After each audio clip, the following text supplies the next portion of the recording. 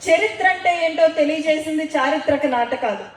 సమాజంలో విప్లవాత్మక మార్పులకి కారణమైంది గురజాడ అప్పారావు గారు రాసిన కన్యాశుల్కం, వర విక్రయం, మా భూమి వంటి సాంఘిక నాటకాలు కాదా అని నేను అడుగుతున్నా.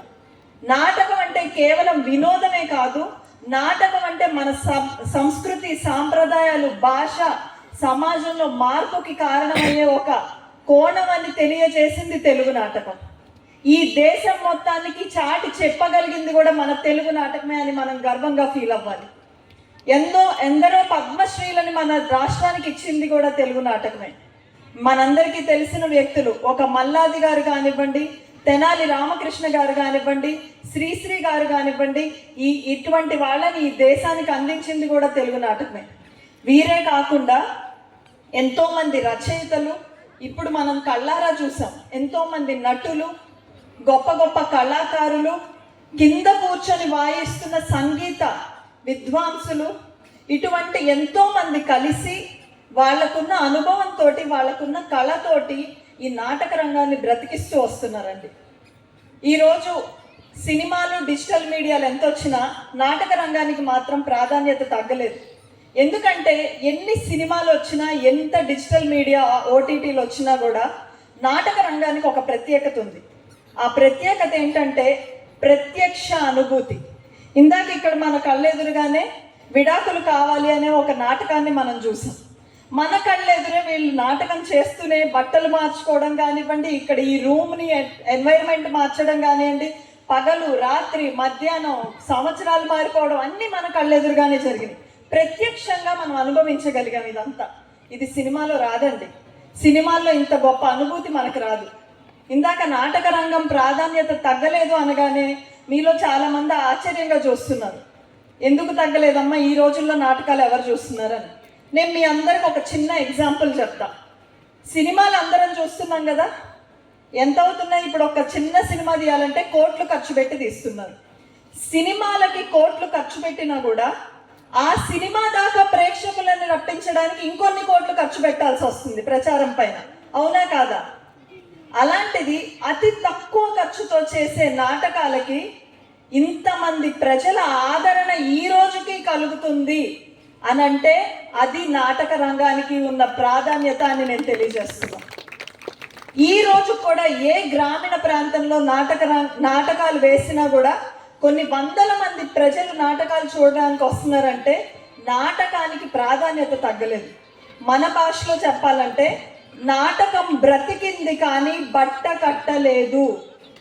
నాటకం బ్రతికింది కానీ బట్ట కట్టలేదు అంటే ఏ కళైనా బ్రతకాలి అంటే ఆ కళ పైన ఆధారపడి జీవించగలిగే వాళ్ళు ఉండాలి.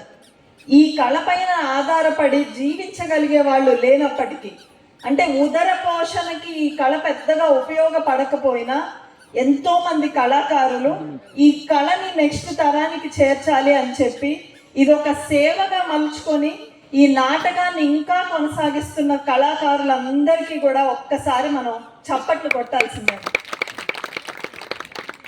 నేను ఈ కల్చరల్ కమిషన్ చైర్పర్సన్గా తీసుకున్న తర్వాత నేను అబ్జర్వ్ చేసింది ఏంటంటే, వివిధ రాష్ట్రాలకు వెళ్ళి నేను తెలుసుకున్నది ఏంటంటే, ఈ రోజుకి కూడా ఈ కళని కర్ణాటకలో కానివ్వండి, సినిమాలు డిజిటల్ మీడియా వచ్చినా కూడా మహారాష్ట్రలో కానివ్వండి ఆదరిస్తున్నారు.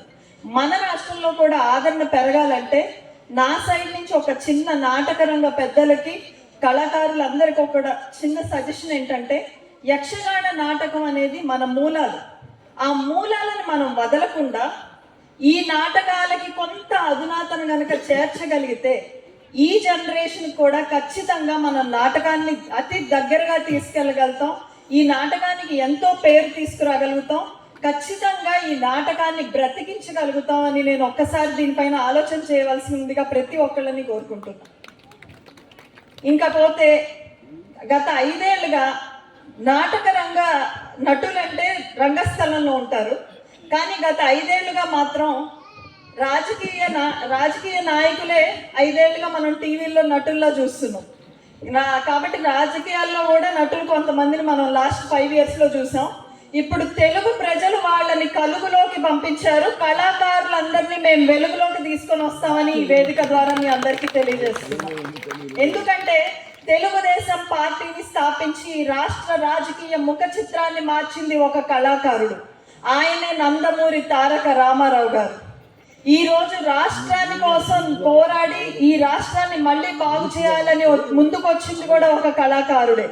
ఆయనే power star Pawan Kalyan. Cinematography మినిస్టర్గా చేసి కళాకారుల కష్ట నష్టాలు తెలుసుకున్న వ్యక్తే ఈరోజు ఆంధ్రప్రదేశ్ చీఫ్ మినిస్టర్ శ్రీ నారా చంద్రబాబు నాయుడు. వీరందరితో పాటు సంస్కృతి సాంప్రదాయాలు కల్చర్కి ఎంతో గౌరవం ఇచ్చే కందుల దుర్గేష్ గారు, ఈ నాటక అకాడమీ చైర్పర్సన్గా 18 నంది అవార్డులు అందుకున్న గుమ్మడి గోపాలకృష్ణ గారు, సాంస్కృతిక శాఖ చైర్పర్సన్గా నాకున్న ఉత్సాహంతో ఖచ్చితంగా నాటక రంగమే కాకుండా మన సాంస్కృతిక శాఖ మొత్తాన్ని కేవలం రాష్ట్రంలోనే కాదు దేశం మొత్తం మీద పేరు వచ్చే విధంగా చేస్తామని తెలియజేస్తూ, ప్రభుత్వం ఖచ్చితంగా కళాకారులకు అండగా ఉంటుంది, ఆదుకుంటుంది. ఇందాక చెప్పినట్టుగా ఆ అప్పులన్నీ తీర్చడానికి గత 5 ఏళ్లలో మనం చాలా నష్టపోయాం. ఆ అప్పుల్ని పూడ్చుకొని కళాకారులందరికీ కూడా అతి త్వరలోనే వారికి రావాల్సిన డబ్బులన్నీ ఇప్పించే ప్రయత్నం చేస్తామని తెలియజేస్తూనే